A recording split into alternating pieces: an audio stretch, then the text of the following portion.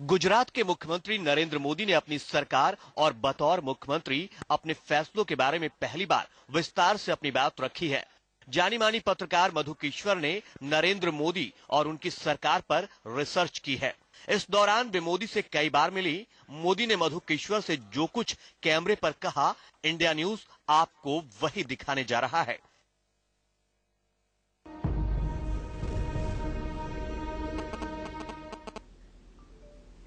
नमस्कार, मैं हूं दीपक चौरसिया। इंडिया न्यूज पर आज आप मोदी एक खोज का तीसरा एपिसोड देखने जा रहे हैं।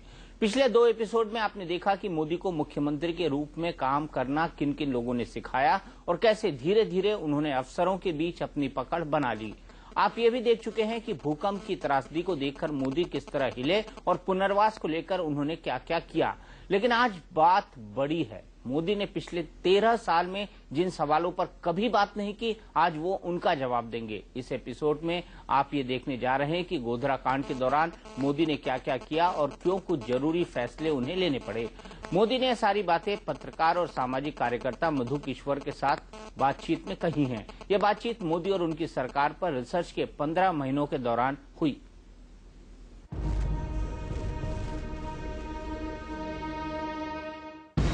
तारीख 27 फरवरी 2002, जगह गोधरा, गुजरात, वक्त सुबह करीब 8 बजे।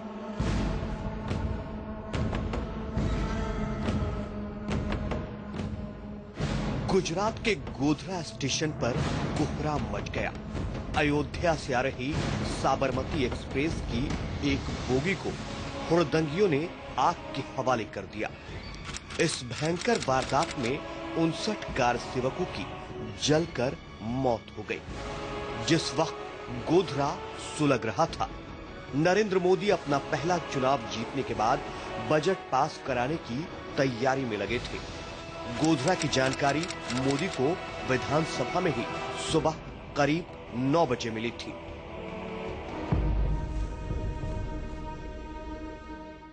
ऐसे ही कुछ कामों में बहुत व्यस्त था मैं। अच्छा, मैं 6 साल के बाद आया था तो मुझे पार्टी ऑर्गेनाइजेशन को भी समझना था, मेरे वर्कर्स को पहचानना था। नई टीम, पूरी जनरेशन बदल चुकी थी, तो वो भी मुझे समय देना पड़ता था। तो मैं इन्हीं चीजों में डूबा हुआ था। सरकारी मशीनरी को मैं ज्यादा जानता नहीं था। तो मैं और होम डिपार्टमेंट और पुलिस डिपार्टमेंट को कभी मैंने मीटिंग कर नहीं किया, तो मैं उसी में व्यस्त था। और मेरे सामने एक था कि मुझे चुनाव भी 6 महीने में चुनाव जीतना पड़ता है। तो राजकोट से हमने नामांकन भरा। मैं 24 फरवरी को मेरा चुनाव का रिजल्ट आया। शायद 26 फरवरी को मेरा पहला असेंबली का सत्र था। और मेरे मन में था कि मैं एमएलए बनकर के ही असेंबली में जाना चाहूंगा। तो 24 के बाद ही मैंने असेंबली का सत्र रखा था। और वैसे भी मुझे सत्र 6 महीने में करना ही पड़ता, तो स्वाभाविक है कि। और 27 को हमारा बजट था। 24 को रिजल्ट आया, 26 को मैं पहली बार असेंबली में गया। तो उस समय शोक प्रस्ताव वगैरह जो रहते हैं वो था पहले किसी के मृतक के लिए। तो ऐसे ही कुछ, मुझे आज पूरा बिजनेस याद नहीं है क्योंकि उतना बारीकी से तो देखना पड़ेगा। लेकिन ऐसा है कि वो सारा हमने डिटेल में सब कुछ दिया हुआ है। 27 को ये मेरा बजट था। और हमारा असेंबली शायद, मुझे अभी याद नहीं है टाइमिंग, दोपहर को ही था शायद असेंबली। तो ये घटना का समाचार आया गोधरा का।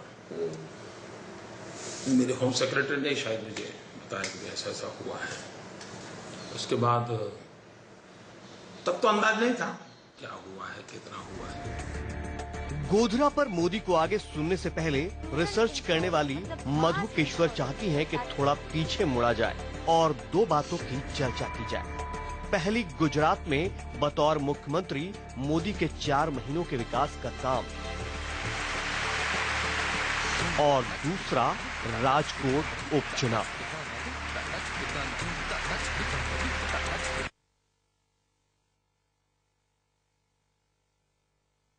वो व्यक्ति अपने स्टेटमेंट्स में भी, अपने मैसेजेस में, भाषणों में हिंदू ना मुसलमान, अपर कास्ट ना लोअर कास्ट, किसी की बात नहीं, कोई विभाजन की बात नहीं कर रहा।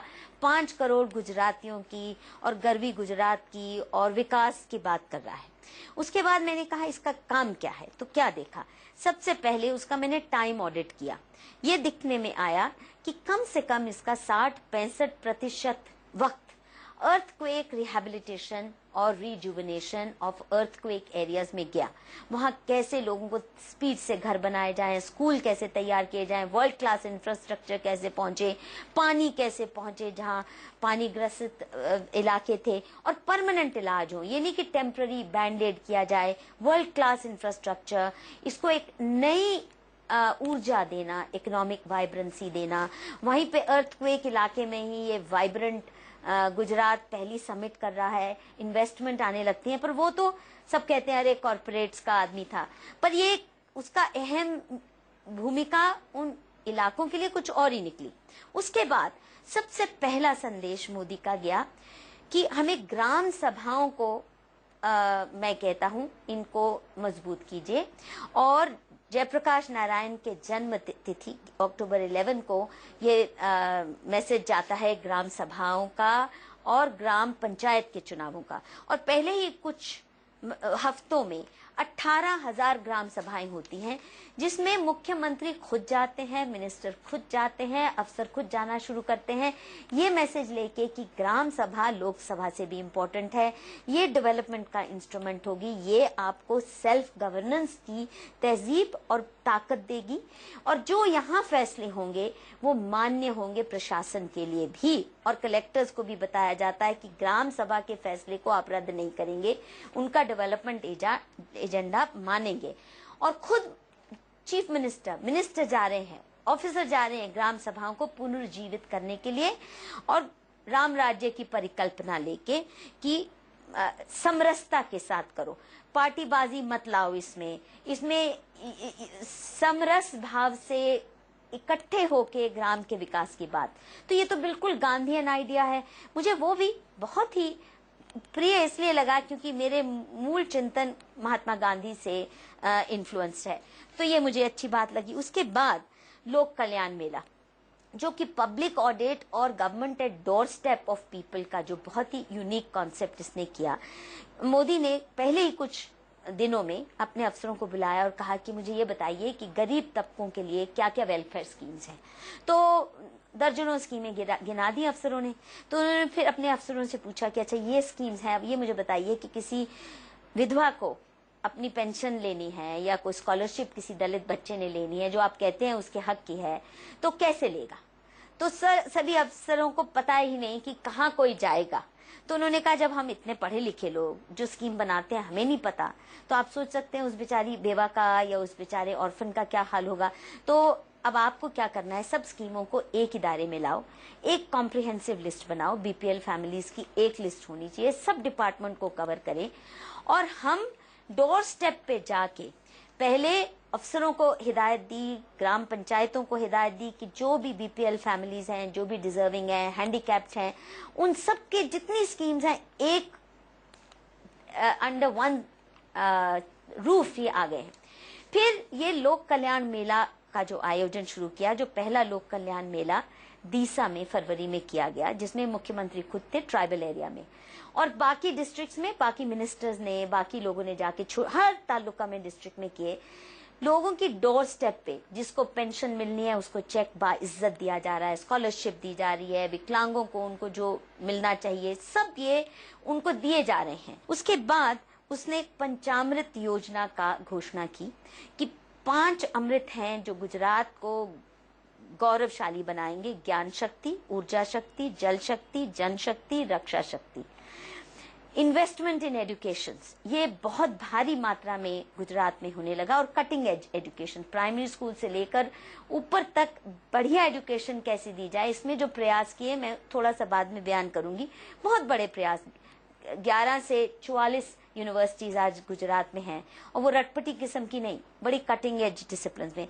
बिजली, ऊर्जा शक्ति, वो वायदा जो किया पंचामृत का, 3 साल के अंदर अंदर 24 घंटे बिजली हर गांव देहात में पहुंच गई।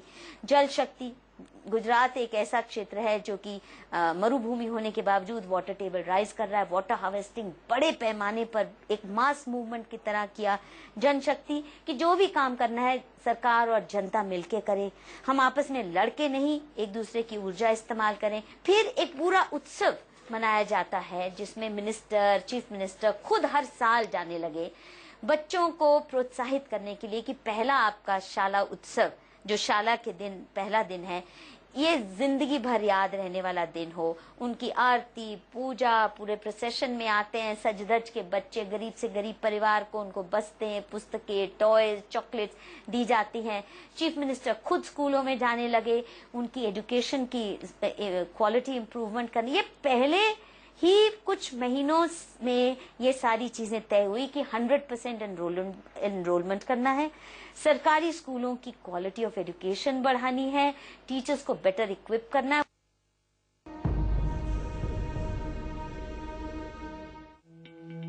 जब मोदी भूकंप के बाद विकास के कामों में जुटे थे, ठीक उसी वक्त उनके सामने राजकोट का उपचुनाव लड़ने की चुनौती थी।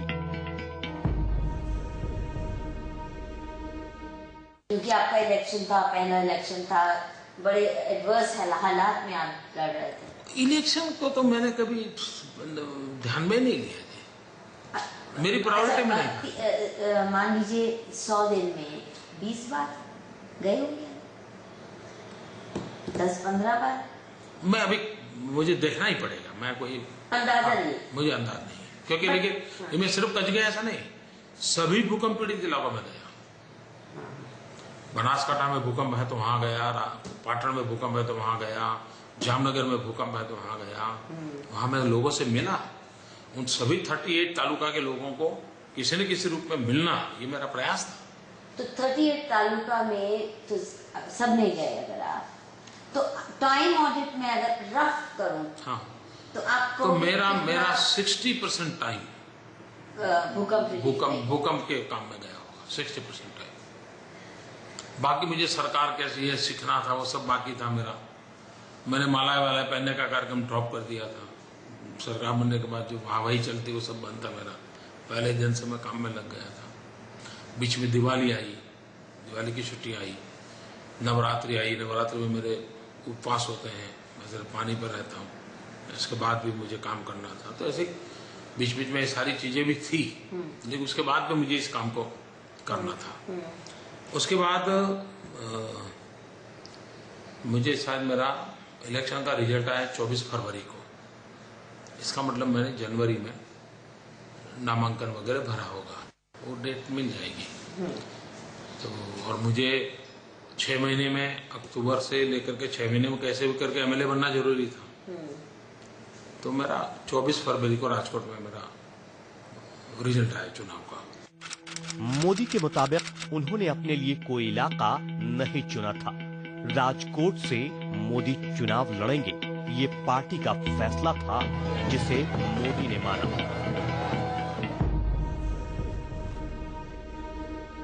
तो आपकी इलेक्शन में आपने क्या देखा, मतलब what kind of overseeing did you do? And मैं बता दूं, मुझे ज्यादा समय नहीं था, सिर्फ मैं, लोगों को ऐसा लगना नहीं चाहिए कि इसको हमारी परवाह नहीं है। पर अगर आप हार जाते तो? पर आपको मालूम था राजकोट ठीक है? नहीं, राजकोट मेरी पसंद के संबंध में 99% लोगों का मत था, मुझे नहीं जाना चाहिए था। क्यों 99? क्योंकि भाई नरेंद्र भाई कठिन सीट है।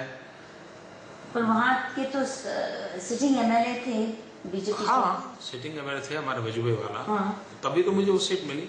लेकिन कुल मिलाकर के लोगों को लगता था कि नरेंद्र भाई का ये सेफ सीट नहीं है।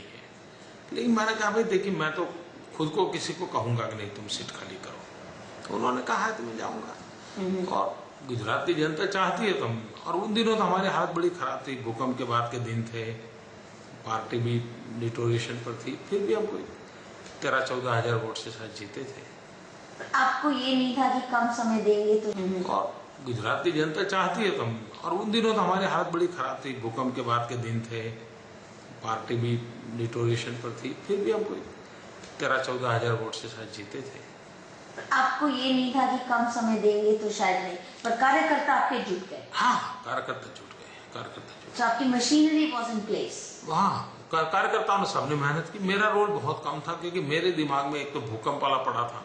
मैं किसी भी हाल में 26 जनवरी मेरे दिमाग में लगा हुआ था, मैं उसी में लगा हुआ था, तो मैं ज्यादा समय इसमें देता नहीं।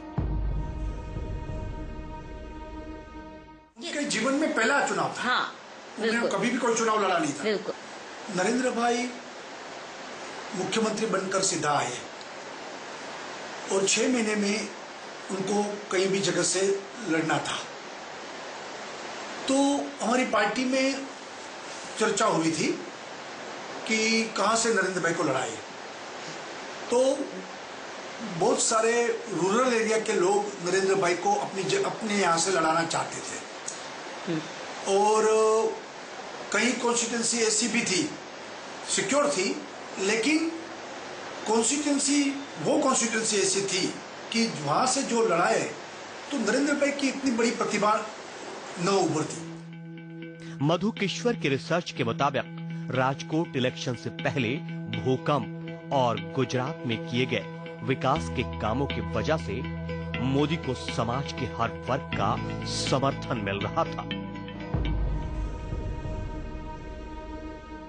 मुस्लिम कम्युनिटी की स्पॉन्टेनियस थी कि किसी ने कांटेक्ट किया, कैसे?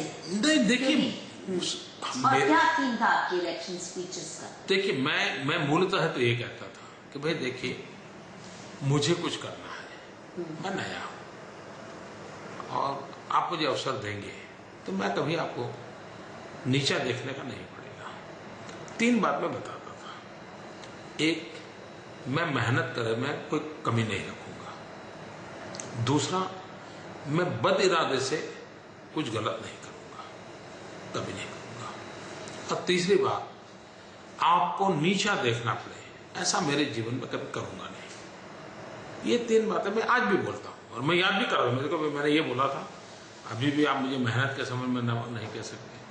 बद इरादे से मैंने किसी का बुरा किया ऐसा मुझ पर कोई आरोप नहीं है और मुझ पर अभी भी कोई चार्ज नहीं लगा है शुचिता के संबंध में। पर सुना है कि उस इलेक्शन में भी मीडिया ने आपको बहुत हैरान परेशान किया। मैं बताता हूं, मैं गुजरात में आया दिल्ली से, उसके पहले से ही मैं परेशान हो रहा हूं।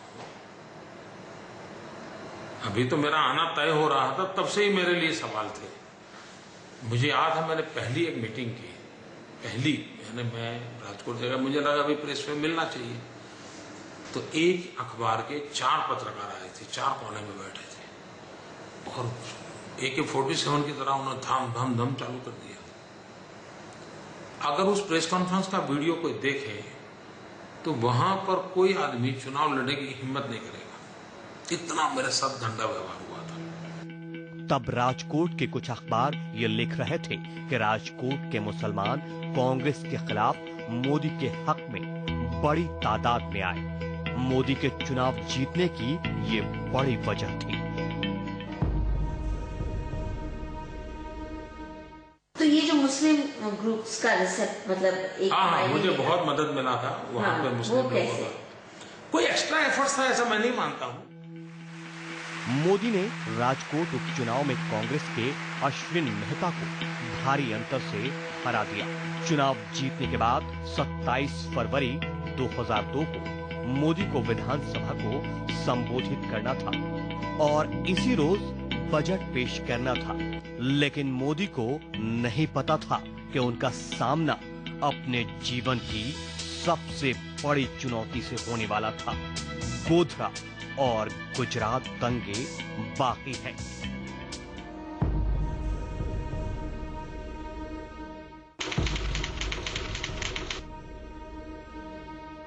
चुनाव उन्होंने राजकोट से अपना पहला लड़ा। इससे पहले उन्होंने औरों को चुनाव लड़वाए थे, खुद नहीं लड़े थे। और आप जानते हैं कि चुनावी माहौल में नॉर्मल पॉलिटिशियन भी कैसा दंगाई हो जाता है, उल जलूल बातें निकलने लगती हैं। राजकोट में नरेंद्र मोदी के चुनाव की जो खासियत बातें मैंने देखी और मैंने कैसे अध्ययन किया, उस वक्त के अखबारों की रिपोर्ट, 2 राजकोट के लोकल अखबार जय हिंद और सांझ टाइम्स की मैंने डेली रिपोर्ट्स ट्रांसलेट करी, देखी और 3 मुख्य बातें निकल के आई। नंबर 1 कि नरेंद्र मोदी 4-5 दिन से ज्यादा चुनाव के लिए दे नहीं पाए क्योंकि वो अर्थक्वेक में इन सारे डेवलपमेंट कामों में बिजी थे। पार्टी ने उनके लिए चुनाव लड़ा, पर जब वो आए तो वर्ल्डविंड सपोर्ट खास करके मुस्लिम समुदाय से 28 मुस्लिम ऑर्गेनाइजेशंस, लीडिंग ऑर्गेनाइजेशंस, जिनमें कादर भाई सलोट ने बहुत प्रमुख भूमिका निभाई, उन्होंने खुले मंच से कांग्रेस को चुनौती देके कहा, पहले हफ्ते में ही, नरेंद्र मोदी के चुनाव प्रचार के पहले हफ्ते में ही, कि इस व्यक्ति ने 4 महीने में जो हमारे लिए करके दिखाया, तुमने 35-40 साल में नहीं किया। अब बताइए हम क्यों ना इसके साथ जाएं। माइनॉरिटी बोर्ड को हटा के कॉरपोरेशन बनाया, उनके जो पुराने मसले थे कई सारे हज के संबंधी या ग्रेवयार्ड के संबंधी, तुरंत फैसले उसके लिए, बहुत सी बातें, तो वो खुद आके कांग्रेस को चुनौती देके कह रहे हैं। और भारी मात्रा में मुस्लिम लीडर्स ने इनका चुनाव प्रचार संभाला, मोटरसाइकिलें रैली की, औरतें घर घर गई, मुस्लिम औरतें, बड़े बड़े सम्मेलन हुए। तो अब बताइए 24 तारीख को मुस्लिम इलाकों से भारी बहुमत के साथ जो व्यक्ति चुनाव जीत के आता है 24 को, 25 को वो ओथ ग्रहण करता है, 27 को उसने पहला बजट पेश करना है। वो आदमी पागल है क्या कि वो जाके दंगे भड़काएगा या गोधरा में ट्रेन खुद ही जलवा देगा कर सेवकों को।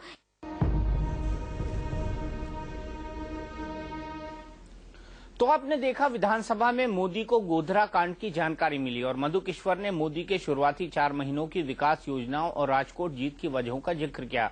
अब बारी है गोधरा पर मोदी के बोलने की, लेकिन एक ब्रेक के बाद।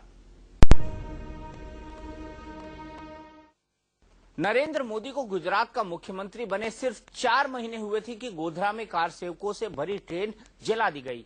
गोधरा कांड को लेकर कई सवाल खड़े हुए, कई कमीशन बने और सियासी हलकों में आज भी गोधरा का सवाल सुलग उठता है। लेकिन नरेंद्र मोदी आज पहली बार गोधरा कांड पर अपनी और अपनी सरकार का पक्ष रख रहे हैं।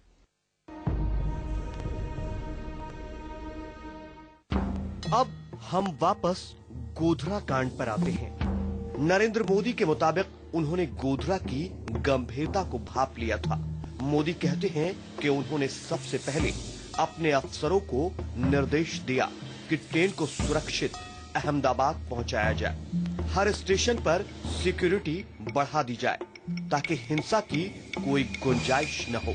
सुबह 9:45 पर गोधरा में कर्फ्यू लगा दिया गया। उसके बाद मैं, शायद मुझे लगता है कि मैं ऑफिस चैम्बर हाउस में जाने से पहले मैंने एक छोटा मीटिंग बुलाया और मैंने उनको कहा भाई क्या स्थिति है वगैरह, उसका रिव्यू लिया। तो मैंने पहली सूचना उनको जो दी थी वो ये थी कि भाई देखिए, बाकी पैसेंजर जो है और बाकी ट्रेन है वो तुरंत वहां से निकल जाए, इसकी व्यवस्था करो रेलवे से बात करके, वरना ये हजारों पैसेंजर वहां होंगे और ये कुछ हुड़दंग चलेगा तो और ज्यादा हो जाएगा। तो ये जो बच्चे हैं उनको पहले आगे जहां पे उनका डेस्टिनेशन पहुंचाओ। और परमात्मा की कृपा कहो क्या कहो, मुझे एक और विचार आया था जो अभी तक कहीं बाहर ये बात आई नहीं है। मैंने कहा देखिए भाई, वो सभी स्टेशनों पर आप सिक्योरिटी का प्रबंध करो, सभी स्टेशन पे सिक्योरिटी का प्रबंध करो ताकि इसका कोई बैकलैश ना हो। कहीं ऐसा ना हो कि जो ट्रेन में निकले हैं वही लोग कुछ हुड़दंग कर दें या कुछ। मैंने कहा देखिए भाई, वो सभी स्टेशनों पर आप सिक्योरिटी का प्रबंध करो, सभी स्टेशन पे सिक्योरिटी का प्रबंध करो ताकि इसका कोई बैकलैश ना हो। कहीं ऐसा ना हो कि जो ट्रेन में निकले हैं वही लोग कुछ हुड़दंग कर दें या कुछ आपस में गड़बड़ कर दें, ऐसा होना नहीं चाहिए। जरा देखिए आप। और अहमदाबाद में भी पैसेंजर आते हैं तो सीधे अपने घर पहुंचे, ये देखो तो ट्रेन का डेस्टिनेशन अहमदाबाद था, कहीं यहाँ पर भी नारेबाजी चलने नहीं। तो इमीडिएट जो रिस्पांस था डिपार्टमेंट का ये था, नहीं साहब ये तो ऐसा कुछ हो नहीं सकता। मैंने कहा भाई फिर भी आप केयर करो। और शायद आनंद स्टेशन पर या कहीं तो भी कुछ घटना घटी भी थी ट्रेन के साथ।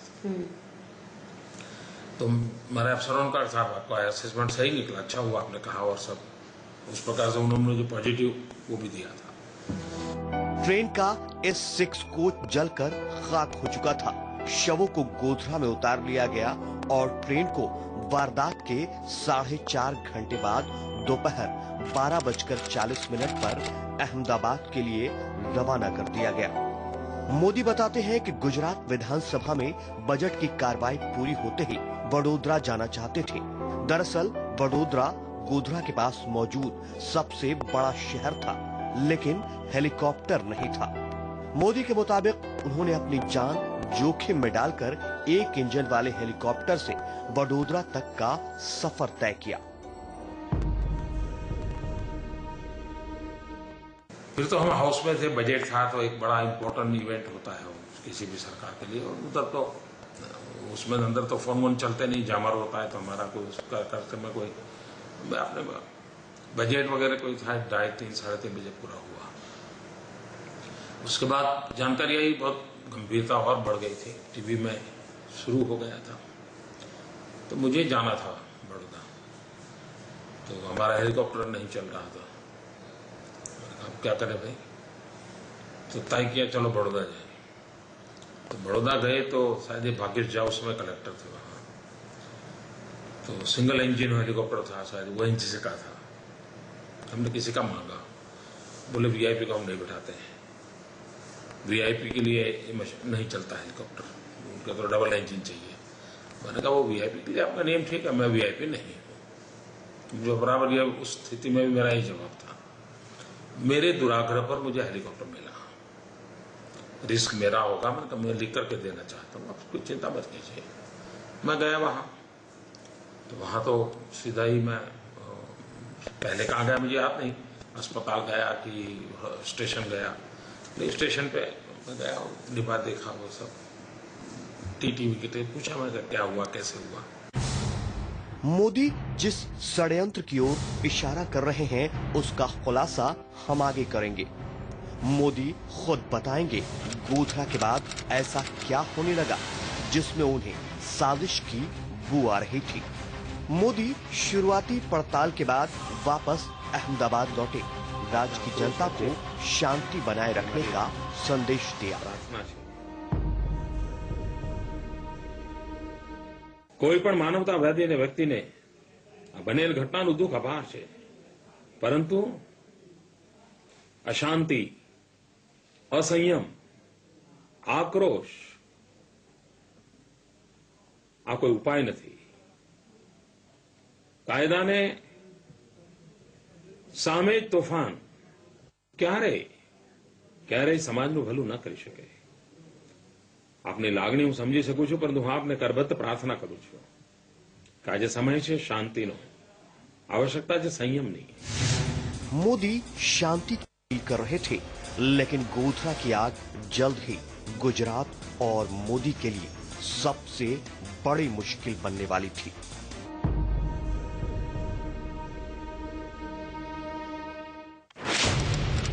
तारीख 27 फरवरी 2002, जगह गोधरा, गुजरात।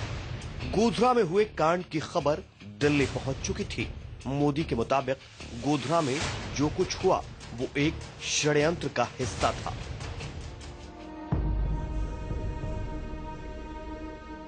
क्योंकि उसी समय एक ईमेल सर्कुलेट हो गया विद इन आवर्स। एक ईमेल सर्कुलेट हो गया, हाँ, किसी पत्रकार के नाम से, हाँ, विद इन आवर्स। और ये आया उसमें कि कार सेवकों ने किसी लड़की के साथ ऐसा कर दिया, वैसा कर दिया, ऐसा कर। तो अब मैं सोच रहा हूँ कि कितना परफेक्ट प्लानिंग किया होगा लोगों ने, क्योंकि विद इन आवर्स इस प्रकार की स्टोरी चला देना, और मीडिया ने भी उसी स्टोरी को उछाल दिया, अभी भी चलती है, हाँ, तो उछाल दिया वगैरह। ध्यान में आया, इन्वेस्टिगेशन में तो कुछ निकला नहीं ऐसा, किसी ने कहा नहीं कि ऐसा हुआ था, नहीं कोई ऐसी लड़की मिल रही है जो कहती है मेरे साथ कुछ हुआ। तो खैर उस समय तो ये, फिर हम वहां सबको मिले, वहां मीडिया मिला, मीडिया को मैंने कहा भी ये दोषितों को सजा होगी, सबको शांति रखनी चाहिए, किसी ने कानून हाथ में नहीं लेना चाहिए, वगैरह वगैरह जो मुझे बताना था वो मैंने देखे। उसके बाद मैं अहमदाबाद वापस आया, तो मैंने वहां से मेरी ऑफिस में सूचना है, जो मैं कोई सिस्टम बहुत जानता था ऐसा नहीं था, जो मुझे उस समय सूझ गया, मैंने फोन किया मेरे अफसरों को, मैंने कहा भाई रात को मुझे लगता है कि इनको केयर करनी पड़ेगी, सब किनकी केयर करनी पड़ेगी, स्थिति की, अच्छा, संभालना पड़ेगा। मोदी के मुताबिक अहमदाबाद लौटकर उन्होंने अफसरों के साथ पहली मीटिंग की। उन्होंने सेना को अलर्ट किए जाने का सुझाव रखा, लेकिन सेना जोधपुर में थी। मोदी ने फिर भी सेना का फ्लैग मार्च करवाने की ख्वाहिश जाहिर की।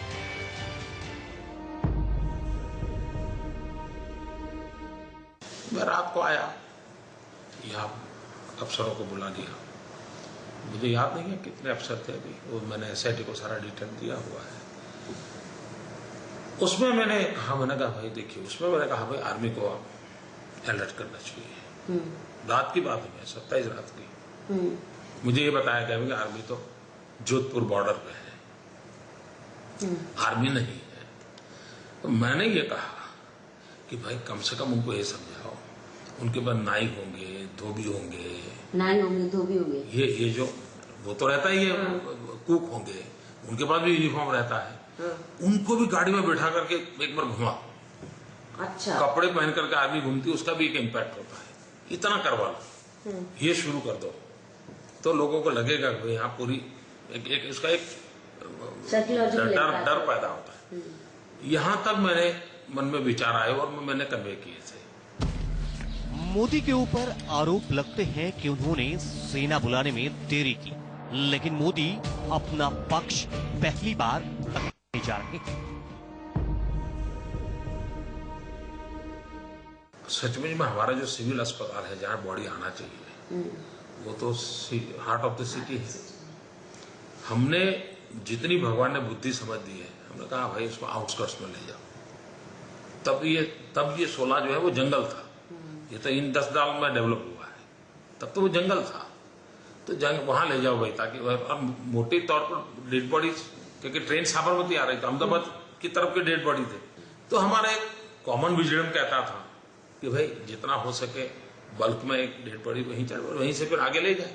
तो ज्यादातर डेड बॉडी अहमदाबाद की और तो नॉर्थ गुजरात की थी। तो कभी न कभी तो यहाँ लाना था, कभी तो लाना था। अब एक एक करके लाए या एक साथ शिफ्ट कर दे। शिफ्ट कहाँ करें, तो हमें लगा कि भाई आउटस्कर्ट्स में करो ताकि वहां से ले जाए। और उसको भी हमने कोई वहीं 16 में शायद 25-30 तो वहीं पर अग्निकांड दाह कर दिया था। 22 फरवरी 2011 को कोर्ट ने गोधरा कांड के 94 आरोपियों में से 31 को दोषी करार दिया और 63 को बरी कर दिया। 1 मार्च 2011 को कोर्ट ने 11 दोषियों को फांसी और 20 को उम्र कैद की सजा सुना दी। मोदी का दावा है कि गोधरा का इस्तेमाल उन्हें और अटल जी की सरकार को बदनाम करने के लिए किया गया था।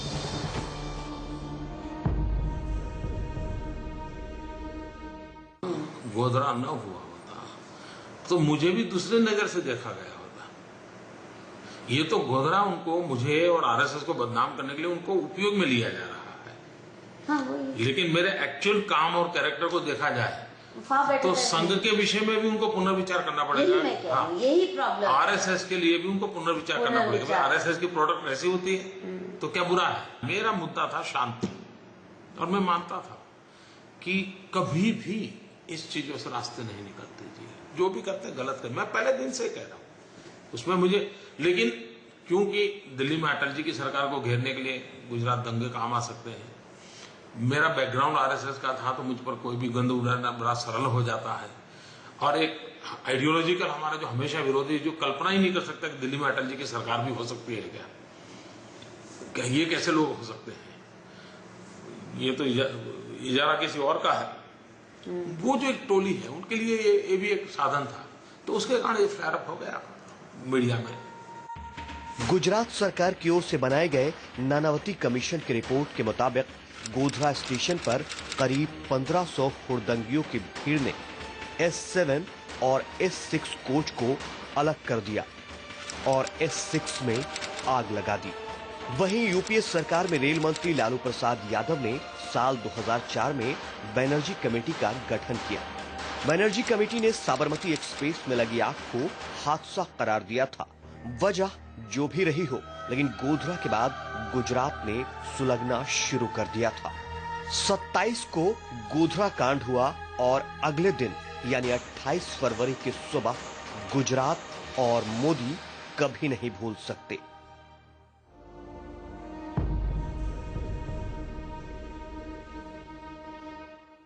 वक्त है एक ब्रेक का। ब्रेक के बाद मोदी पर रिसर्च करने वाली मधु किश्वर से होगी खास बातचीत कुछ बुनियादी सवालों पर।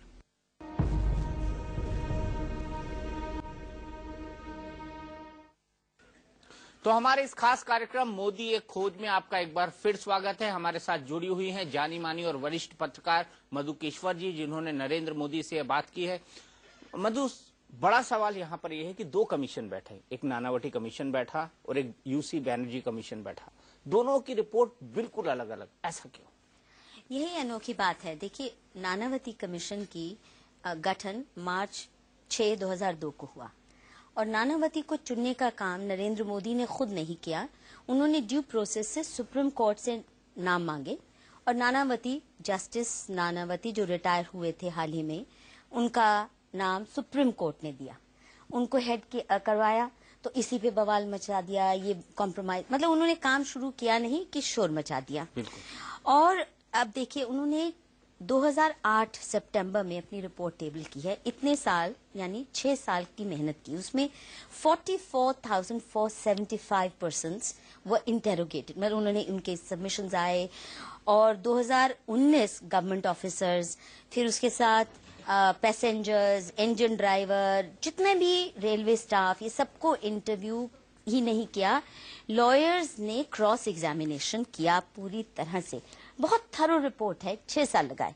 पर अब इसमें उन्होंने सारी जो र्यूमर्स फैलाई गई थी कि अरे लड़की को छेड़खानी की वजह से लड़ाई हुई थी, चाय के पैसे नहीं दिए वगैरह वगैरह, ये र्यूमर्स तुरंत ही टीस्टा सेटलवाड और इनके सहयोगियों ने, कांग्रेस पार्टी ने शुरू कर दी थी पहले दिन से। वो भी बड़ी मिसचिफ की कहानी है, जो मैंने अपनी किताब मोदी मुस्लिम्स इन मीडिया पे, जो मेरा चैप्टर है गोधरा ट्रेन कार्नेज पे, बहुत बारीकी से मैंने सब एविडेंस एग्जामिन किया। तो नानावती जी ने सारी इन चीजों की तहकीकात की और रिपोर्ट जो सबमिट की, और साथ में पुलिस की इंक्वायरीज चली हैं, उसमें साफ आया कि इसमें कुछ लोग जो कांग्रेस से रिश्ता रखते थे, चेयरमैन थे गोधरा म्युनिसिपल कॉरपोरेशन के मोहम्मद कलोटा, इनका नाम भी आया। ये एविडेंस कम होने की वजह से या कुछ छुट गए, पर जो बाकी इनके साथी थे, ये कैसे प्री प्लान्ड कॉन्स्पिरेसी थी, इन्होंने कैसे पेट्रोल इत्यादि खरीदा उससे पहले रात में अमन गेस्ट हाउस में, कैसे ये कॉन्स्पिरेसी हैच हुई, और जो जो लोग इसमें शामिल हुए ISI के लिंक्स वाले थे, ये सब चीजें, कुछ कश्मीरी टेरर ग्रुप से लिंक वाले थे, ये सब चीजें बारीकी से निकल के आई पुलिस की तहकीकात से और नानावती कमीशन की रिपोर्ट से। नानावती कमीशन ने यह भी एस्टैब्लिश किया कि पूरी ट्रेन जलाने का सुनियोजित प्रयास था। जिस तरह से खींची गई ट्रेन की चेन, उसको सिग्नल फालिया पे रोका गया, बहुत बारीकी से ये सब 6 साल के इन्वेस्टिगेशन से रिपोर्ट आती। लालू जी ने यूपीए गवर्नमेंट के आते ही तुरंत सितंबर 2004 में, तब तक किसी ने कुछ नहीं किया, जैसे यूपीए गवर्नमेंट आती है, लालू जी ने खुश करने के लिए अपने कांग्रेस में सहयोगियों को एक नई बैनर्जी कमीशन अपॉइंट करते हैं। अब देखिए, इतने उल जलूल इस कमीशन ने, विश्वास नहीं होता कि एक सुप्रीम कोर्ट या हाई कोर्ट का भी जज इस तरह के उल जलूल के दलीलें दे सकता है। जैसे सबसे पहले ये कहते हैं कि एक लड़की को ये अबडक्ट करने की कर सेवकों ने कोशिश की। अब आप देखिए, जहां हजारों लोग जा रहे हैं एक ट्रेन में, आप सोचते हैं कि एक मुस्लिम बहुल्य इलाके में कर सेवक इतने बेवकूफ होंगे कि प्लेटफॉर्म से किसी मुस्लिम लड़की को खींचेंगे?